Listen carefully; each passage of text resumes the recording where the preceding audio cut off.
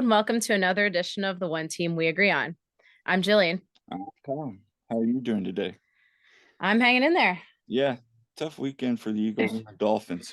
Yeah, it Yeah. was. My swimmers thought I was gonna take out my frustration on them Monday at swim practice because of the Eagles. But I didn't actually. But hey, we got a very special guest on today's show. Somebody you and I have been meaning to get on for some time. And for those of you listening on the podcast, he is started covering the Union in 2010. His past works have included and appeared on CBS 3, Philadelphia soccer page, PhiladelphiaUnion.com, and MLS.com. And you can currently find him on Crossing Broad and his podcast, It's Always Soccer in Philadelphia. And we'd like to welcome our guest today, Mr. Kevin Kinkead. Kevin, how are you doing? I'm doing great. I heard you mention the Eagles there at the beginning. I'm just happy to get a break from that and happy to not be talking about that for a little bit. So it's good. Yeah. Good change of pace. No. Yeah. No, understandably. I mean, it was kind of a rough weekend for our teams, as most of our listeners know. I'm a 5 for 5 fan. Kyle's a 1 for 5, and yeah, I see that. I see that Dolphins banner hanging over. Yeah, that collapse. I'm not going to judge. No, I mean, you don't have to. I mean, that collapse last night against Tennessee. I mean, that's the kind of loss. Honestly, off topic, real quick. That's the kind of loss that kills the season. That's just bad. That was a bad loss. You can join all of the Eagles fans too. Everybody's ready to jump off the bridge despite being 10-3. You know, so, right. Yeah. Little perspective goes a long way sometimes. It does. This is true. So, Jillian, what are we wearing today? So I'm really excited to wear for the first time my bootleg MLS Jesus Bueno shirt. Okay, straight fire. And I'm wearing "Come On You Boys in Blue," blue colored. Come on, you boys in blue collar. Yes, one of your favorites. One of my favorites. I always wear this on game day. So, yeah, one of my favorites. So, before we get started, you can follow us on Twitter at TOTWAG and on Facebook and Instagram, The One Team We Agree On. And we are on Facebook, Instagram. Where else are we at? We are on Google. We are not on Threads. We're not on Threads yet. I didn't on too many things. So. And on YouTube and Spotify as well. So yep. Let's go ahead and get started. So, Kevin, for those that might be listening to you for the first time, give us a little backstory on how you got into media covering the Union and even to the present day with Crossing Broad. Yeah. So I went to school for journalism, broadcast journalism, actually, West Virginia. I got out and I started working in Georgia. I was down there for a couple of years working at a couple of different TV stations, and then I moved back to Philadelphia in 2009, and I was working at Eyewitness News there. I was like a producer and a writer, putting stuff on the teleprompter and cutting clips and taking a camera out and doing whatever they'd have me do, And I was like a per diem worker there, and my hours would shift all the time. So I'd work anywhere from like 30 to 40 hours a week, but I always had like extra time to kind of fill something in.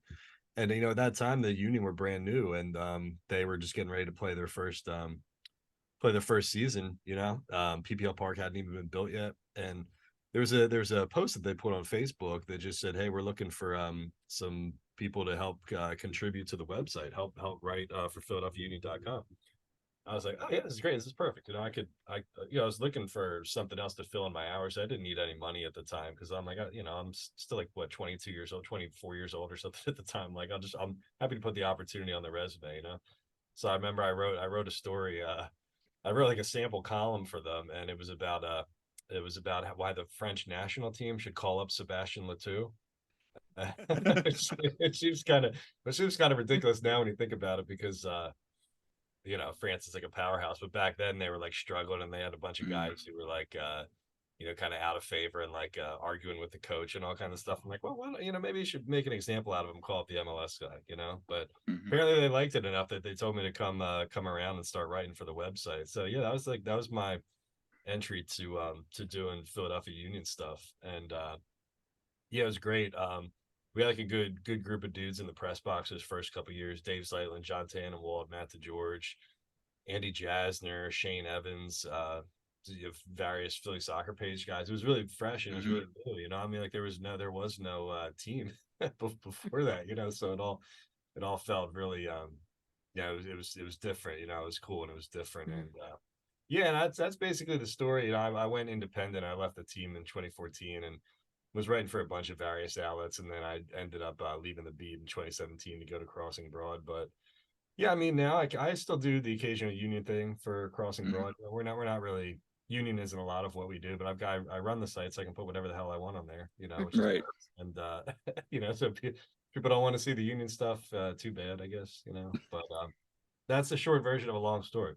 No. Yeah, no, I appreciate that you put some union stuff on there because, you know, like I told you, I read, you know, all the different stuff you guys put on there, and I like getting all my different sports things in one place there. And it's nice to see the union get coverage too.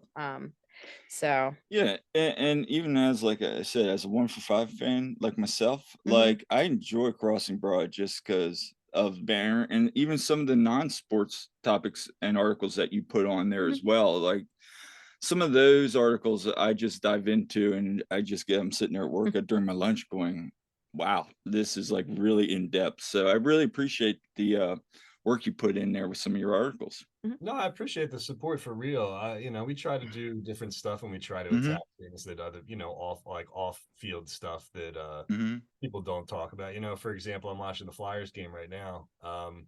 You know, anybody can sit there and say, well, the Predators beat the Flyers 2-1 last night and the goals were scored by whatever. You know, we'll always try to find different angles, different things. You know, when you see something funny on TV, you know, some kids doing something funny in the crowd, you know, that's our bread and butter. But it's funny because we put, you know, we'll do the union stuff occasionally, and you do get the haters every once in a while who say nobody cares about this, stop writing about the union or whatever. And I remember just one time, just because I was curious really more than anything, I went back and I tallied up, you know, all the union stories that we did in one year. I want to say it was last year or the year before. So I mean, when they were good, you know, still coming off the Supporter Shield or coming off the Champions League semifinal, I want to say.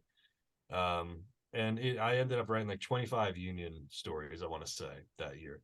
But I wrote what we wrote, like more than 1,000 posts, I think, that year. So it ended up being like less than 2% of what our total output was. So I remember saying to this guy, I was like, you know, we're not writing a lot of union stuff. You know, Yeah. it's really a small part of what we do, but it's nice that we can do it at the same time because I do feel like that's kind of a minority thing. I noticed the longer we go, the fewer people will push back against it. You know, it's almost Mhm. like it's like when they blew MLS Cup in the dying minutes. It's almost like people accepted them as another Philadelphia team because they fall apart like everybody else does. Right.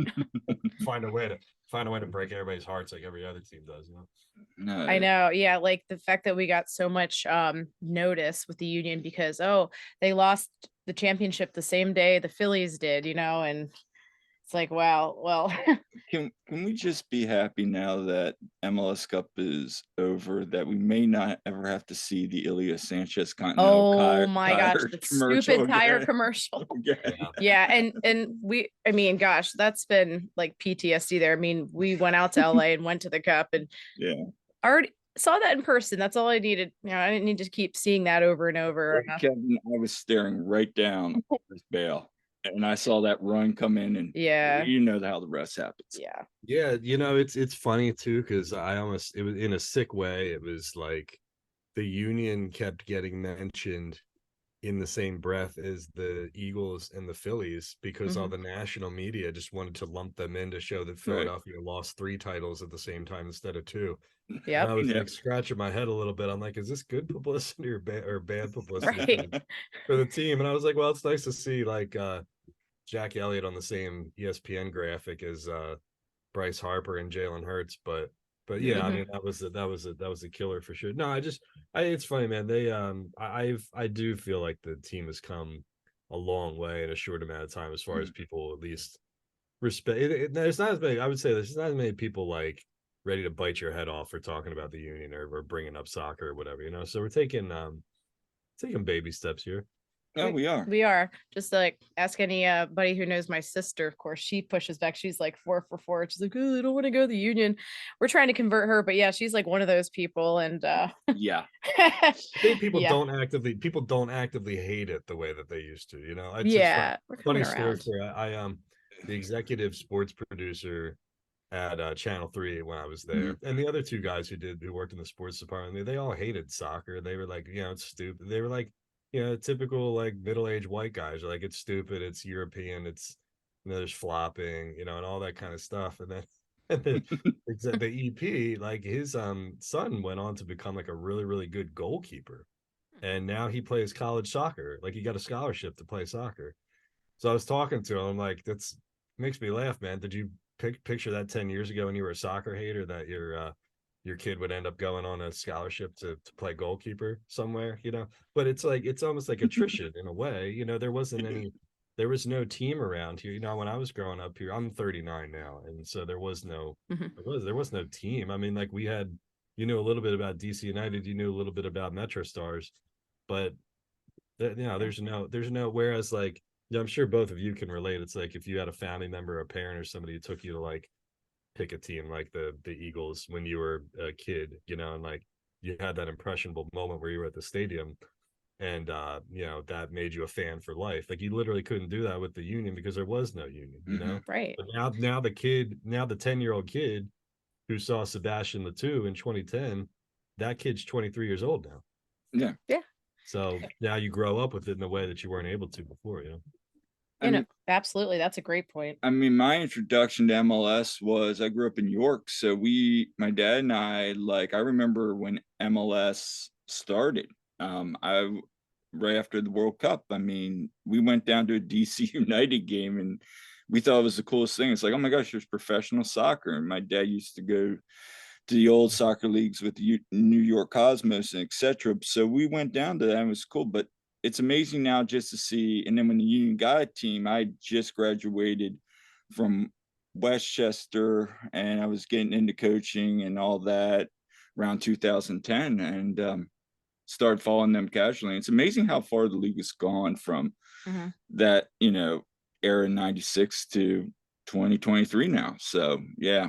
Yeah, and as a middle school teacher, I'm seeing more and more people, and you know, we're in Lancaster, okay, and I'm seeing more and more people though actually getting into the union. And today we had like our holiday concert, assembly and all that, and two of my students, they come in and you know they're sporting at the holiday concert union sweatshirts, and I'm like, right on, It's you cool. know. It's cool. I go to, you know, I go Yeah. to the different spots around here. I keep an eye out. Like, you know, you go to like Rally House or something. Like the union section starts to get a little bit larger. There's more items there. I'm like, all right, I see. Because I've watched it from the beginning. You know, I mean, Yeah. I just remember I couldn't get anybody to give a crap for the Right. first however many couple of years. You know, there's a lot of pushback on it just from, you know, like I was saying earlier, you know, like the 4 for 4 types who were just like, this is stupid. We don't like soccer or football and baseball town. Okay, whatever, you know. But I would always tell people, like, I'm not trying to like foist the team on you at the expense of. I'm not saying like you guys start watching the Union and stop watching the Phillies, right? As much as the Philadelphia area loves sports, I mean, as much as we watch, there's you have the bandwidth really to at least just pay attention to everything. You know, I think what's changed over the years is like when the union got good, they started playing in a way that was what people were looking for from the Flyers and from the Sixers and from the Eagles, like this blue collar team game, you know, grind it out. Everybody's a hard work, you know, I mean, whatever other cliche I can throw at you, you know, but it was like, yeah, these are like down home kind of dudes. They're not divas. Like the coach is a local guy who's from here. Like you got good stories here and these kids are from here. And I think at that point, people, even if they didn't like the sport, that's fine. But I think people stopped like actively hating it. Right. At least like we're like, all right, I accept them. I don't really like the team, but like I accept them, you know. So I was like, all right, that's fine, I'll take it. Yeah, absolutely. And I feel like sometimes when people actually go to a game and experience it, they're like, oh, this is actually really fun. And full disclosure, you know, before I went to a game, I was just like, okay about soccer, but I went to a game, I'm like, this is the best thing ever, this is great. So I hear that a yeah, lot, but even from people who don't necessarily like the sport, like it's just a right. different experience, because you Yeah. go to anything in Philadelphia, where are you going? You're going to the sports complex. Yeah. So it's the same damn experience every single time. Funny because I've been writing a lot about the Sixers arena and like their efforts to relocate to downtown or whatever. I hear these people all the time who are like talking about how great the sports complex is, and I just sit there thinking to myself, I'm like, is it unique to have all of the four majors in the same spot? Yeah, it's unique, but it's not special because it's just a No. big concrete slab with Xfinity there. So Yeah. I think for a lot of people, like to your point, Jillian, it's like when people were going down to Chester, I think a lot of times when they were Philly based people, that was different for them. Yeah. Like this is an experience that you don't get when you go to the sports complex. And we've been doing the same damn thing for 40 years in a row. So I Right. think that was helpful in kind of just breaking it up, throwing a different look at people. Yeah, absolutely. Um, so thinking about the media here, from the time you started to the present, how's the media landscape changed overall and even in the local area? Like what's really stood out to you? It's really similar, I think, to what we were just talking about with fandom. Mm-hmm. I think the media was probably the same way too, where it was like, who really cares about this or whatever. Like when I was there at Eyewitness News and the Union were playing, I would throw the highlights into the sports segment. We get what 2 minutes and 15 seconds now. So I'd throw it in there. I'd be like, Jaime Moreno scored a goal, and then this person scored a goal, and whatever, right? And that's the Yeah. time we got. But the other guys wouldn't. They wouldn't throw Mm-hmm. it in there. But now I see like, you look at like a guy like Sean Brace, for example, is a good Right. is like Sean when I got to know him, he was at 97.5 The Fanatic with anchor with John Marks. They weren't soccer guys. They came Mm-hmm. down to a couple games, hung out with the Sons of Benway, and then Sean got hooked on it. Pat Gallen has been down there to bang the drum, right? Katie Fellinger is a meteorologist at Channel 3 who had season tickets. So it was just like, yeah, in the beginning, it was new and people didn't really know about it. And then they just kind of slowly but surely, maybe they took their kids down there, or they went down to see a game or whatever. And it's just kind of like, again, attrition. I think, like, I don't know how it is out where you guys are, but in the Philadelphia region, we're like so slow to like I don't know, accept things or like shift Mhm. out of things. And so, but I see the same, like, to answer the question, I see the same change there as I do with fans, where maybe the media doesn't love it necessarily, but they'll like show the highlights and they'll at least like tweet about them or put them on social media. They'll kind of include them Mm-hmm. in like the 5 for 5. There's more 5 for 5 thought than like excluding them like they did in 20 from like 2010 to 2016 or so. Yeah, definitely. And to your point about like, is it kind of getting people are slow to catch on? Yeah, it's kind of the same way I hear. In fact, when I grew up in York and now I work in York too, I think in like 2020, I think I was the only person wearing a Union shirt. Now I see them occasionally. I'm not saying they're all over the place, but Mhm. I'm seeing them. And in Lancaster, we'll walk around downtown and you'll see somebody. It's rare we don't see somebody at least with a Union jacket or a Yeah, like hat I or was at something. this one bar and like I had my phone on, I have like a Union phone case and this guy's like, Union, Yeah. and I was like, yeah, and he's like, yeah, I have season tickets. I'm like, I have season tickets, I was like, and then it's like, wait, you're Kendall's sister. Yes, I am. It's like everyone, And small world. even the guy today when we're getting the car changed, he's like he saw him with bumper sticker. He's like, "Oh man, I go to Union games all the time." I'm like, "Oh, this is really odd." Now the Yeah. mechanic is a Yeah. Union fan, The so it's kind of Yeah, I full mean, circle. the media here is very big. The media here is like very 4 for 4 and lots of Penn State coverage as well. Yes, But Yeah. Do you get they like do they cover like the Ravens out there too? that's more eh, York. So York yeah, is not so weird. much. We get the Philly, the Pittsburgh, and the Yeah, Baltimore. there's a lot of So Steelers it's fans like here too the though. little triangle there. So you'll have Yeah. like East York, where I'm from, it's kind of more Orioles, Phillies, and then as you get closer to Pittsburgh, you get more of the West. It's funny because I mean you'll get like some Orioles fans and you'll get you get some Ravens fans, but it's like there's a lot of Steelers fans, and then like no one gives a crap about the Pirates though here. So like, you don't get the bandwagon like Pirates fans. Why would you? But I've I mean got family on Western PA, and that's that checks out. Steelers through and through. right. Penguins fans too, and Yeah, the Pirates show something like once every 10 years, like a glimmer, and that's pretty much it. But yeah, it was funny because like I think the thing that was great about that original group of like media who covered the Union, and when Jim first came in, it's like we all kind of understood that we had a kind of like a auxiliary, like shared responsibility to like help grow the game and grow the team and whatever, and that's what made it fun too, because like any one of us could have gone and sat in the Eagles press box, the Flyers press box, and just been another guy, But like we really had a chance to kind of like to present coverage that wasn't there before, and get our stuff in front of eyeballs, people who may not have been fans before, and like that felt cool to like, hey, here's a new team, here's some great stories. Like if you're interested in getting on board, we'll help you get on board. I think Jim especially was really helpful with that, and John Hackworth too. But they all understood at the same time, like the conduit between the media and the coach and the players, like you got to help me help you, and we'll all grow this thing together. Because if you're gonna like kind of, I don't like the word access is like the most overrated thing, but like if we can't have a good relationship with you, we can't sell this at the same time too. There's like a sales job that was going on here at the same time too. Like, here's some great stories, here's a good team, here's a local coach or whatever, and that all helped. We all kind of understood that collectively. It's like, hey, it's all like we all kind of share this responsibility to help grow this team and make this team better. And so happy to see where they are now. Yeah. That's kind of one of the reasons we started this podcast was, people would tell us, man, you're always here, you're always there, you're always wearing Union stuff, like trying to support this team and help grow the fan base. And we're like, you should probably do a podcast. And we're like, okay.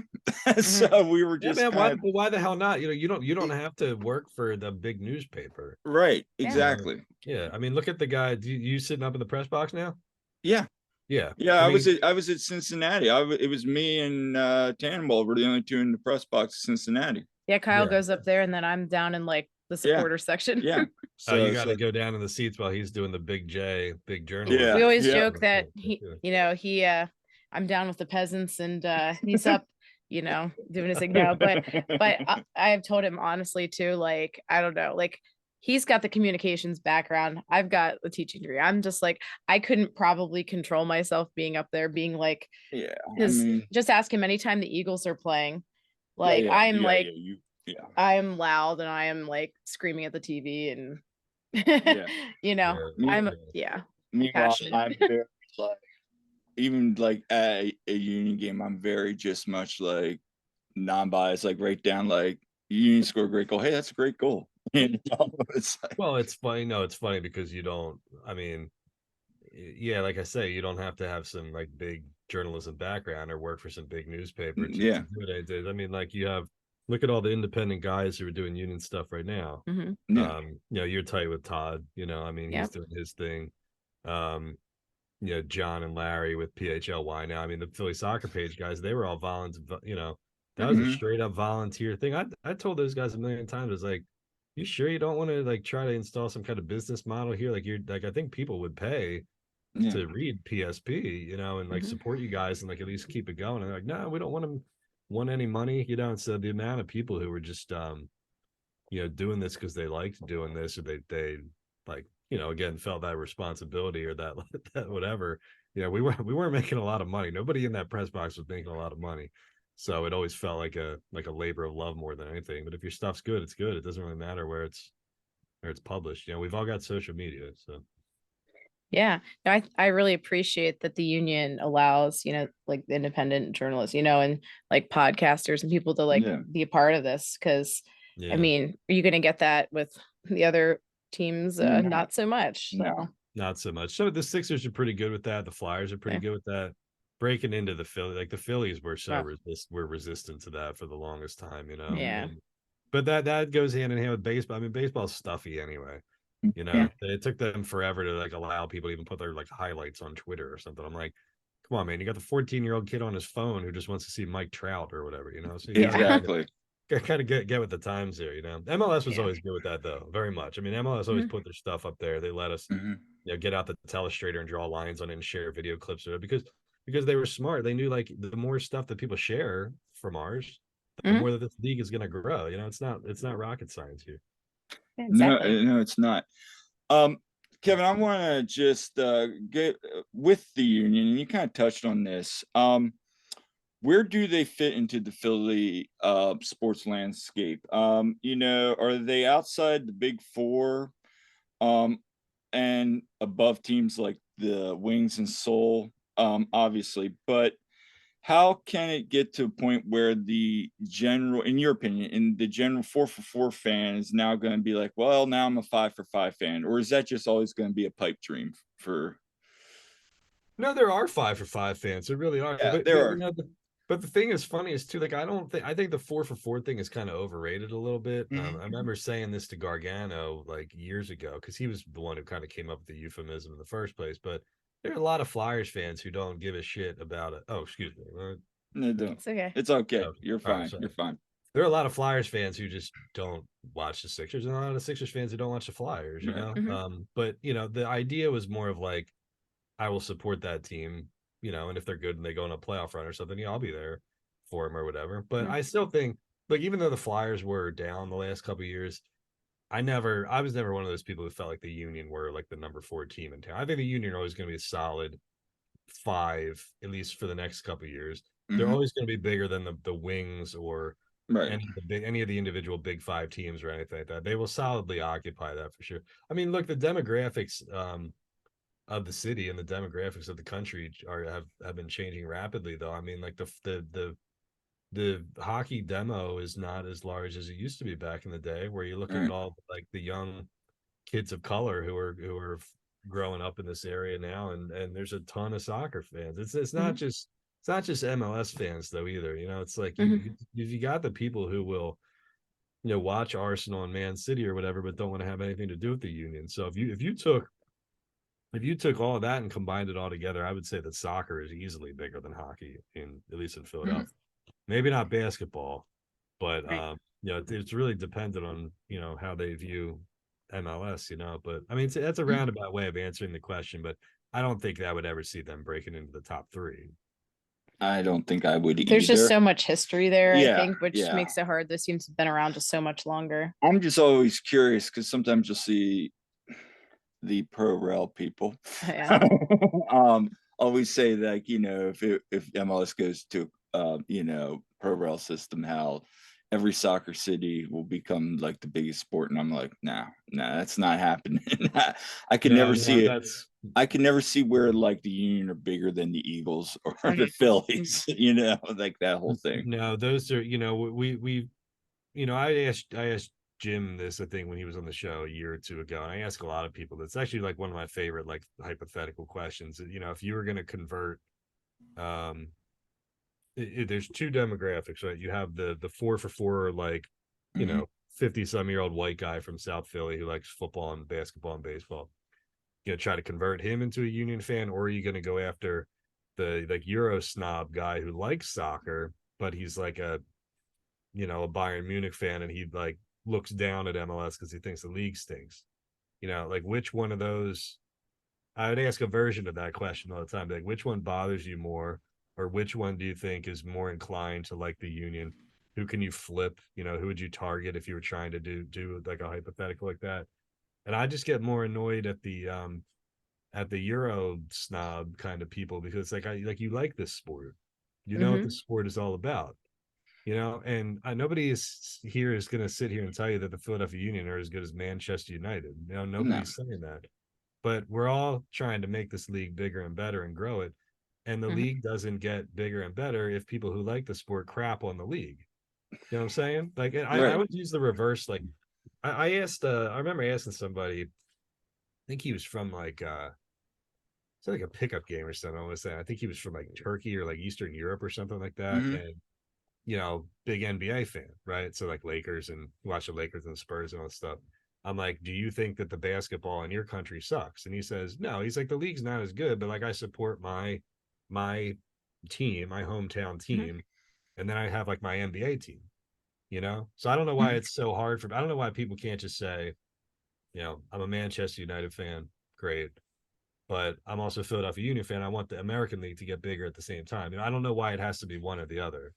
I to your point, I don't know either. We've had this discussion. We've had multiple guests on that. We've asked a similar question of what do the union need to do to engage fans to build this, or how can, like, your typical guy that he's going to go down to a pub on Sunday or Saturday and just watch, you know, the English Premier League or whatever. You know, I'm a AC Milan fan, so you know, I'm gonna watch, you know, Milan, but at the end of the day, I'm a bigger Union fan than I'm a Milan fan because I actually go to the games, you know, have relationships there. Outside of just watching a team and growing up an AC Milan fan, I don't really have that relationship. You know what I'm saying? So Well, it's do you think there are people? I mean, can you imagine if there were people in like Spain? I don't know, maybe there are, maybe there aren't. They live in Madrid Mhm. and they imagine like Real Madrid is a great basketball team. You Right. know, like they've had great players play over there. They've won European titles. Like, are people over there saying like, you know, this team sucks. I only want to watch the, you know, the Miami Heat or something. Right. Like that sounds preposterous to me, you And I know? can tell you that's probably not the case because over there, if you grew up in Madrid, you're probably supporting, you know, Real Madrid or something Yeah, like that. that's what I'm saying. I don't, it's like this idea of like mutual exclusivity, you know. I Right. just don't understand the people. There's a lot of soccer fans in Philadelphia. There are a ton of soccer. Mhm. I used to run into people all the time, like because I played Casa League and I'd play every pickup game in a you know, of 10-mile radius of Center City. And there was so many people there who I would be like, yo, do you watch like the Union game or whatever? Like, no. But they were like great soccer players who were like, you know, could name every dude on you know, Chelsea that year. And it's just, yeah, I think that's an underrated thing. I think there's a huge portion of soccer fans up and down the East Coast who just it's not MLS people. Yeah. Yeah, for sure. Like we went to the All-Star Skills Challenge down DC Mhm. this summer, and the amount of Arsenal fans that were there Mhm. was insane. And we talked to a couple, and I'd be like, "So, where are you from?" "Oh, I'm from right outside DC." "Oh, really?" "Yeah, this is our first time at the field." I'm like, "Do you ever go to United game?" "Nah, I don't watch MLS." And it's like, you just tell me you're like right outside, or a couple because Rooney was still there. They're like, "Oh, we're just coming to watch Wayne Rooney coach," and it's like, wait a minute, just because you grew up watching him, now you just want to go see him coach? Like, Yeah. why don't you actually become a fan of a team? You know, it Yeah. doesn't have to be DC. It could be NYCFC. It could be a Union. It could be whoever. You know, it's just yeah, that whole narrative just I still it irks me to the point even when I have some of my swimmers walk in with like Messi Oh, jerseys our swimmers, or yeah, watching even the Messi which I'm jerseys. fine with like Messi Inter Miami to a point because at least they're understanding MLS. But what Yeah. gets me is I forget who it was, didn't even realize that Messi wasn't at PSG anymore, that he had gone to Miami Beach. He was still wearing, you know, like, I mean, the kid's 8, but Yeah. it's one of those things. It's like,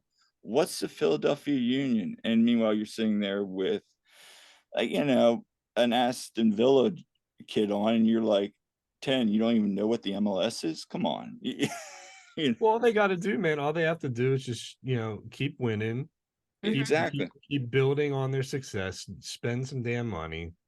You know, don't fall behind, don't fall into like a lull here, and just, you know, Philly, like I say, is just a you know, it's just this kind of a slow burn, kind of Hmm. attrition type of city who's a little slow to come around to things. But when you're good, you're good. The I wish I could come up with a better analogy because I feel like I use this one every single time. But everybody in this region knows somebody who's been vacationing at the same spot at the Jersey Shore for 40 years, right? We've been Mhm. going to my family's been going to Sea Isle City since 1970, whatever, right? Mhm. And it's not because Stone Harbor sucks. It's just because that, like, you know, Sea Isle City, like that's where you go. I mean, Mhm. that's what Philadelphia is. So the Union are battling that mindset of just people are slow to change and resistant to change. And then when it finally clicks with them, it clicks. And the way you do that is just you keep winning, you build a culture of Mm. success, and you have likable characters, charismatic guys who are relatable that the fans see something in, and you just keep plugging away at that year after year. Yeah, absolutely. I mean, I think they're Mhm. on the right track. Hopefully, like you said, hopefully they keep that success going and maybe spend a little bit and keep this growing because Yeah. we've done so well lately. So Well, I don't know, you tell me. I yes. mean, do you think they're like headed for a downturn here, or are they gonna So, keep some level of consistency here? well, and to that point, I listened. I was on the season end press conference, and both Jim and Ernst just kept saying development. And I was talking with Todd today about that too, because he said the same thing. I just kept hearing the word development. The key foundation is development. You know how they always, that's one of their club cultures, is the youth development, the academy development, the player development. So my gut would say, I wouldn't say it's a rebuild. I think you're probably going to see a reboot, in my opinion, where they're going to maybe start going away from that. Let's try to get some higher paid players and bring in some more developmental pieces and kind of start to shift for that next wave of success. I don't know if you're going to see them spend money. And my concern is, even with Are some they of going to be these, the Flyers? yeah, is this going to come to a point where we're just going to keep rebooting, bringing in academy kids, selling them, and move out? Which, okay, if that's your core model, great. But at the same time, then you also need to kind of have some balance with it as well. Mm. I think this year, in my opinion, I think you're going to see more of a the guy from where, like, third league in Germany, kind of like Mm. Kai was, just those kind Yeah. of signings where you're like, I crushed that signing like I've never crushed anything before. I'm like, what the hell are they doing signing some yeah. dude from, and then he ended up being one of the top 5 union players of all time. So Yeah. It's just, I think that's where we're headed. I think, with, we don't know what's going to go on with Bedoya. Maybe he has a swan song. And we'll see what the union decide to do. I mean, what do you think? What do you think? Yeah, I mean, oh gosh. It I think there's going to be enough pieces there that, are established that we could still see some pretty good success. I think it just depends on, yeah, how these young guys that, are coming up through, how are they going to pan out? Do we make any of these signings? Yeah. It just feels very like up in the air. So I really well, do and, hope I hope we continue that no, trajectory. yeah, no, sorry, I didn't mean to That's interrupt. fine. Go It's, ahead. the thing about like development and bringing kids through the academy too is that that's not a it's not a linear process. I mean, like No. not every class is going to yield a Brendan Aronson and a Mark Hmm. McKenzie. No. So there's a wild card there in the sense that okay, just we go back to our roots here and we keep pulling through the pipeline. I mean, this 2023 class may not be as strong as 2021, which may have Right. been stronger than 2019. You know what I'm saying? But I would say that probably the same could probably be said for foreign signings, as buying Mhm. players too. You can identify them and you think you're getting something, Right. but then maybe they don't settle here. Maybe like the wife is not happy, or like the kids are like up until 10 o'clock at night or whatever that was with Christian Maidana Yeah. like 8 years ago or whatever, but you know what I'm saying? It's like that I think the thing that bothers me is it's not about, I don't know how to explain this. It's not really about dollar amounts in general. It's about identifying the time to spend versus not spend. I mean, they just Right. ran it back last year, which Hmm. at the time we were all saying, all right, that's great. This is the Yeah. best team they've ever had. Run it back. But like in hindsight, wasn't it naive for us to think that like they're not going to play at a 72 goal level again? So what's Right. like at that point, Jay Sugarman should have said, we're this damn close, like Hmm. let's put the little bit of money into it now. Then if we fall off this year, then maybe we revert back to what you're saying, like the Yeah. retooling and the academy and like finding the next homegrown Mm. kid, So I don't think they're like that they're I don't know what I'm trying to say. Like the timeline or like the strategy really matched like actually what was going on. I would have loved to go back and see them spend the money in the offseason last year instead of making the 3 trades and bringing in the Yeah. back. No, I don't disagree. I think last year was, like you said, it was like the timelines were offline. Like maybe this year was the year to do that, and last year we need to get some more starting caliber or even higher. Because Jim always says sometimes you look on the bench and who's there. Is Chris Donovan really going? Well, right, he's speaking directly to Jay Sugarman. And Yes, I know very he is. standard when he says that. Yeah, but at the same time too, like Jim's the one who started Chris Donovan against Lionel Messi. Yeah, and we were in Vermont on vacation. We were like, "What is this lineup?" Yeah, that drove me crazy. I got on Crossing Broad, and I just I can't remember the last really negative thing that I wrote about the team like that, but that was just a chicken performance. The lineup, the attitude, and Jim came out. I mean, man, you were sitting there with me in the locker room when we did the media game, where he was like, and I don't know, or when he said like, I think we might have been a little. I don't know. Did he say not shell shock, starstruck, whatever word He said something like, "Yeah," and that it just wasn't us. And I'm sitting there going, "Well, yeah, we all know that watching the game, Jim." Like, well, that's disappointing too, because I mean, those guys have played in a lot. I mean, they've played Champions League in Mexico. They've played MLS Cup finals. This is not their first rodeo. So Lionel Messi comes to your home stadium, and now you're like rattled. Yeah. What the hell is that? That was the most ridiculous thing. I've never been more disappointed in in them than after that. But just the circumstances just didn't make sense. I'm like, you guys have been here before. We've played these kind of games before. Yeah. So anyway, yeah. So now your top 3 moments for each of the 3 head coaches that we've been through. So we want to have some fun here. So we're like, how they do a 5 for 5. We're going to do a 3 for 3. So your 3 favorite moments for each of the 3 franchises head coaches. Yeah. Oh, 3 favorite moments. Like do they have to be good moments, like successful moments, or just like stuff that I remember from them? Your 3 moments from each of the 3 head coaches. Yeah, I would say 3 moments. Let's go to that. Well, there's a lot of them with Peter. And I liked him because I was working for the team at that time, so it wasn't like I was throwing him tough questions or whatever, but I just asked him about certain players, and we had a good relationship and all that.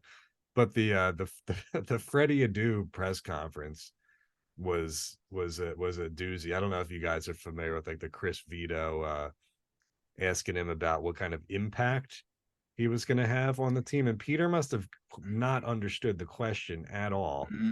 And he said, "What do you mean? What kind of impact is he going to have on the team?" He's like, "Well, he's a good player. He's like a number 10. He can create some chances." And he must have thought that he was disrespecting the other players on the team or something, because they went on with this line for like 3 minutes straight. "What do you mean impact? What impact is he going to have?" And Chris is just like, "No, I mean, like, how do you think he's going to help the team?" It was just like the most awkward. we all just felt like very uncomfortable in the press room, because I just don't think he was very Polish, and I just don't think that he understood what was being asked of him. That was one of them. The other one was when him and Mark Narducci started screaming at each other in the hallway, because Narducci asked what kind of reception he thought Sebastian Latou was going to have when he returned with Vancouver, and Peter thought that was an unfair question, so they both went out in the hallway and started yelling at each other for like 10 minutes.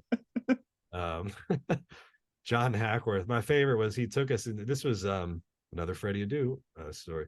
This is when Freddie was I think had just been, they did the loan swap, where Kleberson came up from Bahia and Freddie went down to Brazil for them, and it was preseason, and we were at YSC. I remember it was like 10 degrees out. There's a picture of me wearing gloves inside for some reason, and Hack pulled us all into like the weight room at YSC, and he said, all right, I'm going to talk about this once and once only, and then we're never going to talk about it again. And he just explained everything that happened with Freddie Adu, and like, you know, why they loaned him to Brazil and what was going on with all that, and that they were getting Cleberson back or whatever. But it's not often that a coach will be like, I'm going to talk about this once and then never talk about it again, because he was just as sick of the Freddie thing as everybody else was, you know. And God, I don't even remember the circumstances of why he was sent there to begin with, but Freddie just burned out quickly at every place he went to. Yeah, he did. Yeah. Jim, I don't know if people remember, he and I got in like a huge a huge fight. Which which is actually a story I want to ask. But so go ahead, because I was told about this from somebody that I think it was Todd that told me like he had heard this story. So yeah, let's dive into that a little bit. Yeah, So yeah, still a YouTube clip up somewhere of it, I think, if people want to watch it. But it was after a Red Bull game. CJ Sapong scored a hat trick, and we were after the game, and I asked this kind of like, it was kind of a bad question. It wasn't a bad question. I just didn't really phrase it properly. I asked this meandering like, CJ's scoring a lot of goals now, but you know, he kind of dropped. He's been dropping off at the end of the year the last couple of years. You know, how do you keep him like going or whatever? And Jim, I guess, just thought I was being negative or something. And he's like, well, he's like, you've been, you know, saying all this negative stuff about us for for the last couple of weeks or whatever. I was like scratching my head, like, was that really? Um, and then we just started kind of like yelling at each other a little bit. But what people didn't see is that I waited for him out in the hallway after after the press conference. Like, I don't, for what reason, I don't know. He's like yeah, 6'4". What, was I going to fight him or something? yeah. Just because I wanted to say to him, yo, like, I don't like, what are you talking about, man? I'm not like, I thought that was a fair question. And then he came out and said something to me, and I just flipped out, and I had to be restrained by by Carl Churkin and by Tim McDermott. I remember like both of them were Oh like wow. trying to get me to calm down because I thought my head was going to explode. Because Jim made a comment about me leaving Channel 3, and I think that's what set me off. Mm. And you know, it was just a very stupid thing. I don't know. I thought the question was fine, but it was probably just not delivered the right way. But no, he and I are like have been cool like forever. You know, I mean, I knew Jim before you know, before he was the coach, right? I mean, he was an Yeah. assistant on Hack's crew, and I think most people know the story by now. But when he came back, you know, he wanted to play Mm-hmm. for the Union. You know, Peter said, Yeah. we're good. We don't, you know, we don't have room for you. I mean, Jim was not that old at that time. I want to say he was like 31 or 32. Yeah. Probably still could have played, but yeah, I remember Jim like in the early days was just like this larger than life, like charismatic kind of guy, and I'm like, he's probably got a future in coaching. But yeah, we had a very weird fight this one time, and I just remember like Carl Churkin having to hold me back for some stupid reason, you know. Yeah. Well, I appreciate you sharing that. So you guys just basically then just buried the hatchet through time and just Yeah, I think I just texted him after that, and I was like, yeah, hey, you know, maybe that question came out shitty or something, and you know, like no hard feelings or anything. And he was, you know, same thing, you know. I yeah. mean, and he and I stayed in, you know, we'll still stay in communication, even though I'm not like down there very often anymore. But he's just been a very, you know, chill guy with all that stuff. I mean, he gets it, you know. So He does. there's never any lingering, and And anything. I mean, there's been a couple times, especially on these road games that I've done this year. We've traveled a couple road games. I'm going to the press box, and we'll just sit there after the press conference. He'll sit there and talk and just share stories and like, Yeah, yeah, yeah, and yeah. and He's it's no, it's he's always been good. Well, but to what I was saying earlier, man, like his guy, I think he understands, like, you know, again, it goes back to like the shared responsibility thing. It's like we all like kind of grow this thing, and like if the coach is accessible and the mm, coach is open and he's going to talk to you and like you know, share information with you, then that only helps us give it to fans, which then yep. goes you know, goes into newspaper stories and things like that, and it just reaches people, you know. And it's not, Mm. you know, if there were other coaches, I'd tell you what, Peter Novak was the head coach for like 10 years. The Union media coverage would have been half as good, you know, because he was not into it, you know. And so Jim was very, people should not you know, underestimate how meaningful it was that Jim was open like that, because he really helped us get a lot of um good stuff out there that really just helped, you know, put eyeballs on the team. For sure, for sure. So what about 3 instances that set the franchise back, in your opinion? Oh man. The Raïs and Bowley thing was a disaster. Mhm.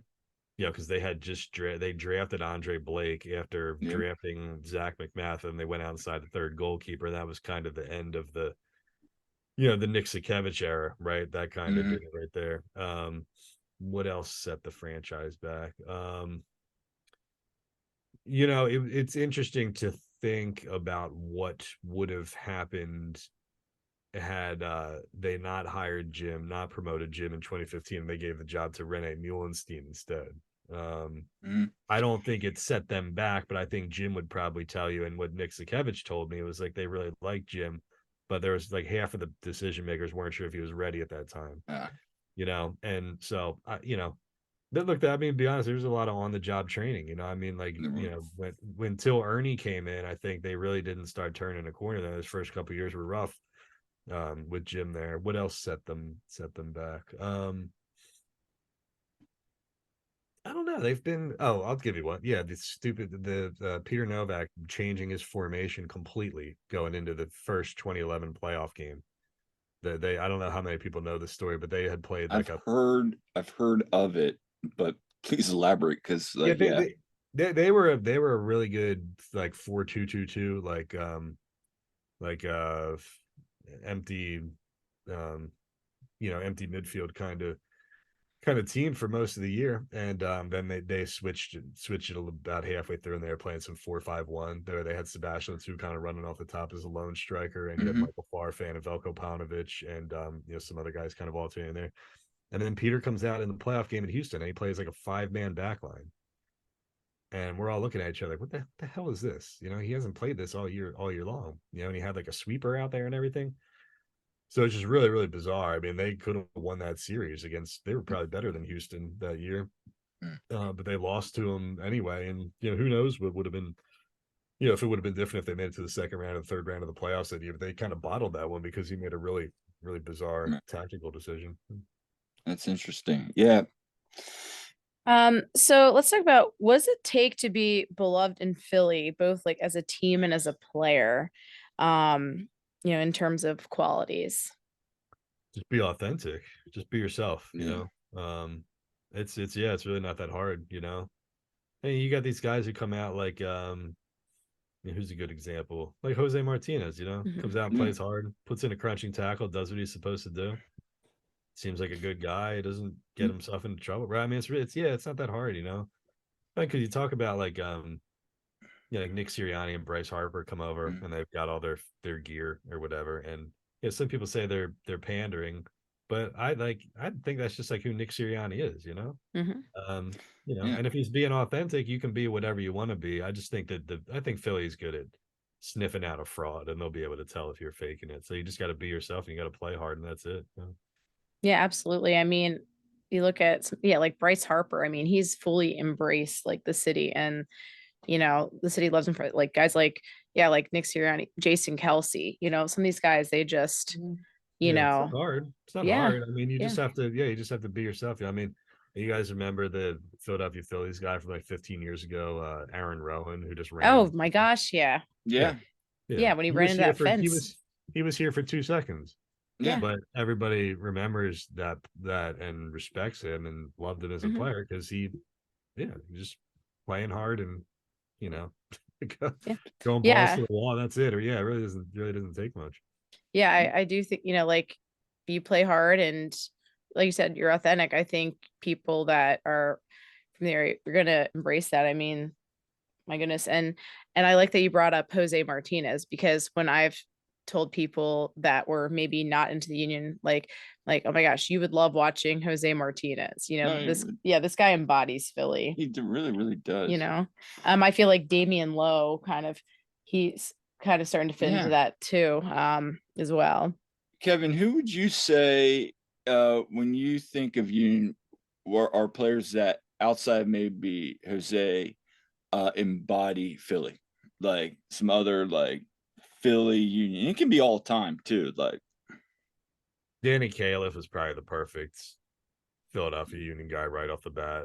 His first 2 years. Yeah, I mean, he was just made to play here. He was really good that second year too. I mean, he was a really good center back that second year.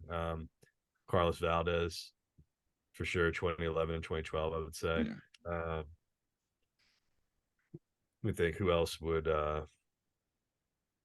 yeah, I mean, they had some good. I mean, Brian Carroll, I think too, was just a solid, steady, like get the job done, put a couple tackles in kind of guy. I mean, they were blessed to have those kinds of guys in the early going. I can't think of a lot of. I can think of more of those guys than like divas.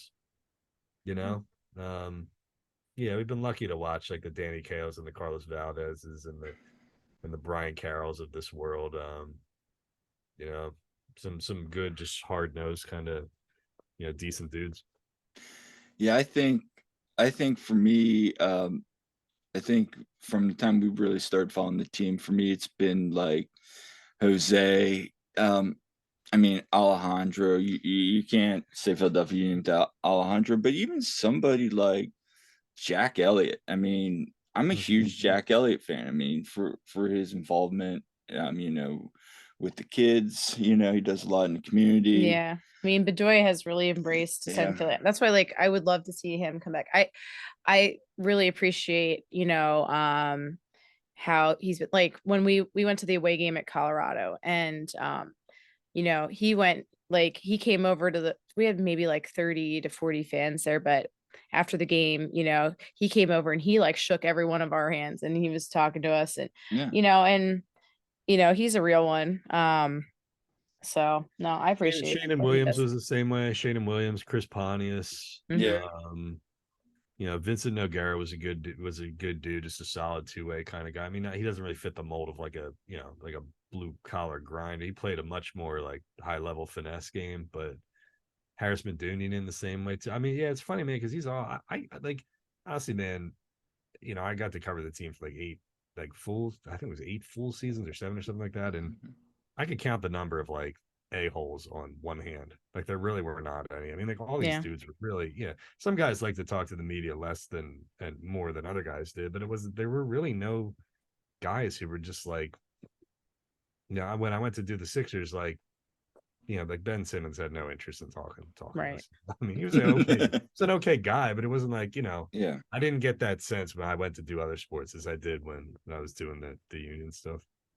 Yeah, that's the thing I like about I feel like we do have, a good group of people, Yeah, and even like, and this, Kevin, like even like the press, the media people, they're like, they do a really nice job of helping you if you need to get like you're after a game, if you want to talk to a player sometimes and they're available, they'll go out of their way to try to help you out there. The union have always had good PR. Yeah. It's just funny though, man. They don't, because they don't do locker room anymore. No, like, they you do guys that. go and you stand outside in that like outside area, and then they bring guys out to you. I don't know what I like better, but there was a lot of awkward moments in the early days where I just you'd just be standing there by a guy's locker, and he'd come like out of the shower or whatever, and you'd be kind of like standing there while they put their pants on. And it's like, especially the European guys were so like weirded out by it because they don't have there's no locker room over there at all. It's all mixed. It's either mixed zone or just they bring them out to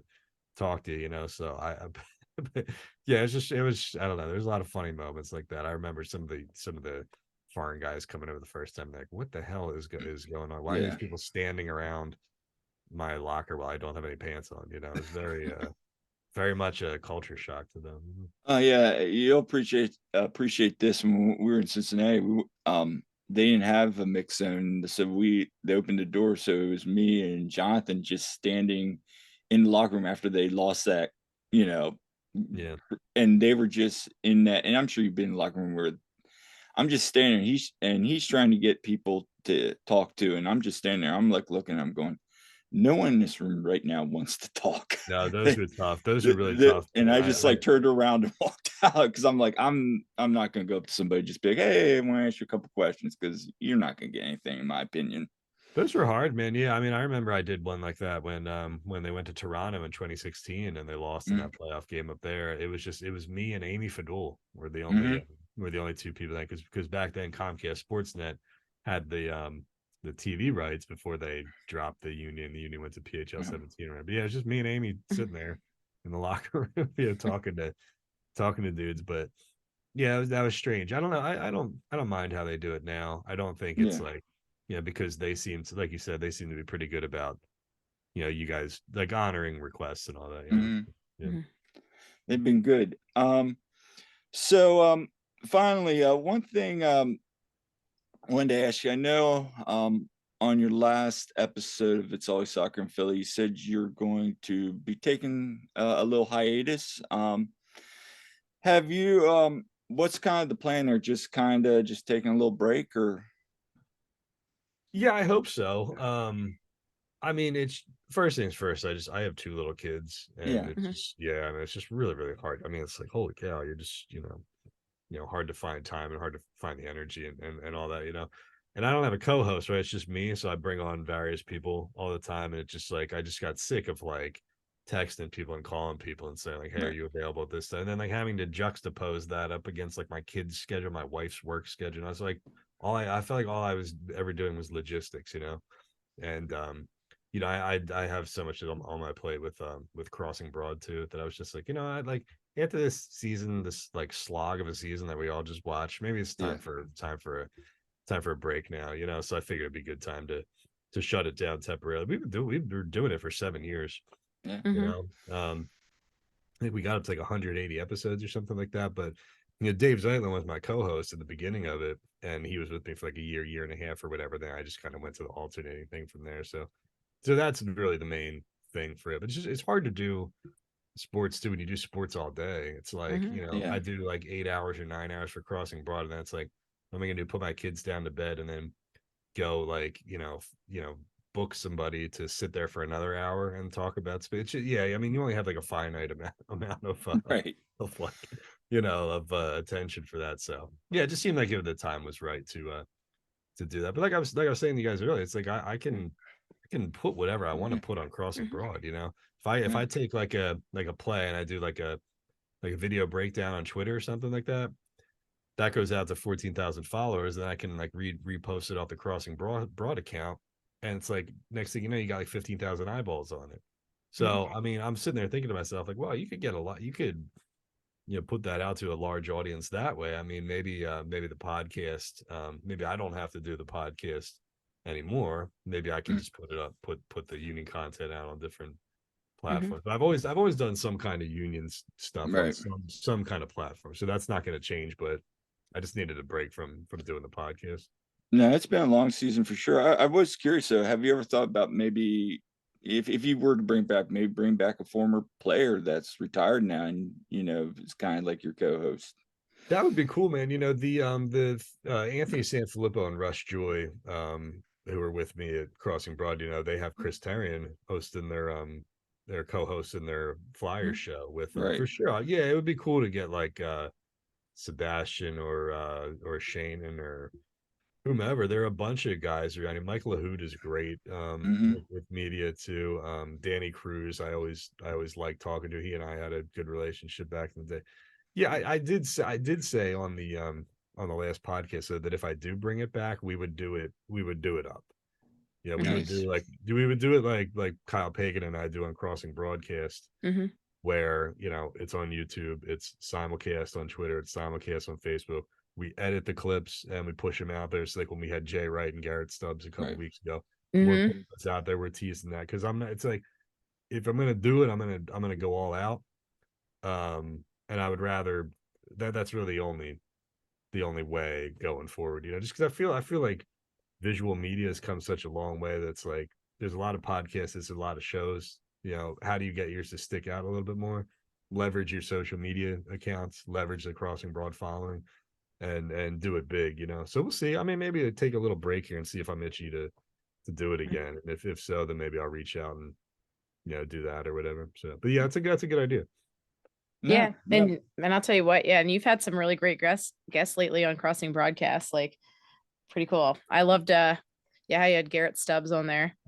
What a cool Stubbs, guy. Jay, right? Yeah, we had Bo Allen. Yeah. Yeah, it's been fun. I feel like that's crossing like you know how our approach is. It's a lot Yeah. looser and lighter, and we have fun, and I feel One of like the reasons I like it. Yeah. well, I Eh, feel like Yeah. the guests that we've had the last couple of times, like they get that. It's hard to Mhm. get people to open. It's hard to get people to open up, especially on like a Yeah. video call, because you don't like really know. It's like, hey, Bo Allen, I'm Kevin, but like Yeah. Yeah. you get people to kind of chill, and they're like, oh, it's this kind of vibe. So that's probably what we would emulate on Always Mhm. Soccer if I decided to go Yeah. back and do that. So we'll see. I just needed to break from it because I felt like I was just doing it just to do it. But I'm like Right. I said, I'm not gonna put my name on something just to half-ass it, right? So it's like I'd rather Yeah. shut it down than half-ass it. And if we bring it back, we'll do it the right way. Awesome, awesome, awesome. Yeah, one thing with Crossing Broad, and you mentioned the video clips. That's where I see a lot of Crossing Broad during my busy schedule during the day. And you had the one about, I think it was like, what was it, the most like the protest thing? It was like the different protests with you guys were talking about the No. Darius Slay and all that. You were like, what's the most Oh. protest?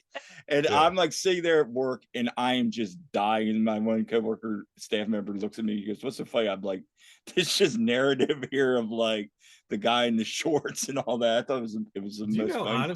honestly though, like a serious question, do you know how most people consume media these days?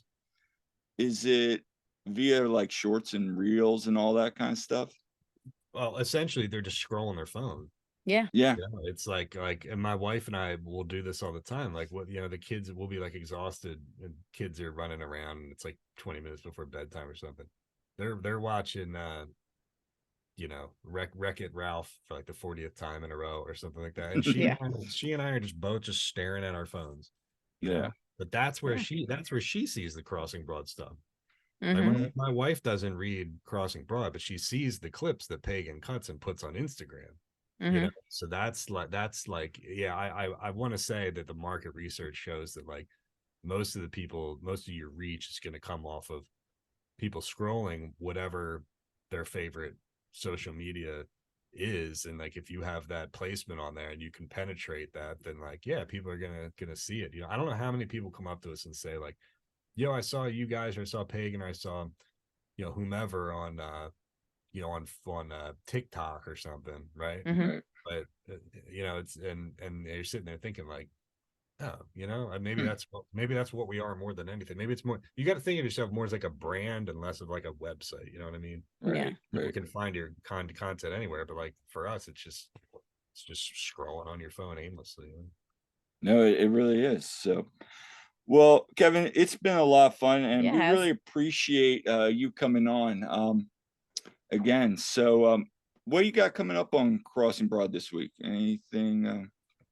Anything? No, we have a couple of musical guests actually lined up. I'll let people see who they are when we have them on, but we're just trying to survive the Eagles season. I think I'm not gonna lie, it's like a grind this time of Right. year, but Yeah. then the Eagles are good, but then you kind of get towards um like the holiday break and you want to like kind of throttle it down into lower gear, and then you sit there and think like, well, the Eagles are still playing this weekend, so it gets a little Yeah. weird it gets a little weird this time of year, but It does. we're basically coming at it. Yeah, I mean those stretches of the Phillies and Eagles they've been great for site traffic the last couple of years. But yeah, it's tough. Just a lot going on. Just grinding like we always do. I appreciate everybody for reading the site and supporting the site.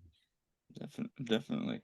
And where can people follow you at on social Yeah, media? yeah. It's at Kevin_Kinkead on Twitter. I think it's the same thing on Instagram, but I mostly just put pictures of my kids on there. So I don't know if there's anything exciting on there, but yeah, Crossing Broad. No, I appreciate everybody who reads the site and gets the site and supports the site. We don't take ourselves very seriously, but we work very hard at it nonetheless. So it's a good Yeah. two things to combine, I think. Well, we Yeah. appreciate We appreciate it and keep up the great content. yeah, I think it's been great yeah. for all the Philly sports. And this has been a wonderful conversation again. Thank you for your time. So Yeah. We Yeah, no, appreciate it's it. my pleasure. I'm always it's always good to see different union shows and podcasts and whatever come about. So I'm always happy to jump on and contribute. Yeah. So this has been all for this episode of the One Team We Agree On. Make sure to subscribe and leave a comment. We love hearing from you. And if you have any ideas on future episodes or guests, please send them our way. Yes. And until next time, I'm Kyle. I'm Jillian. And we'll see you at the game.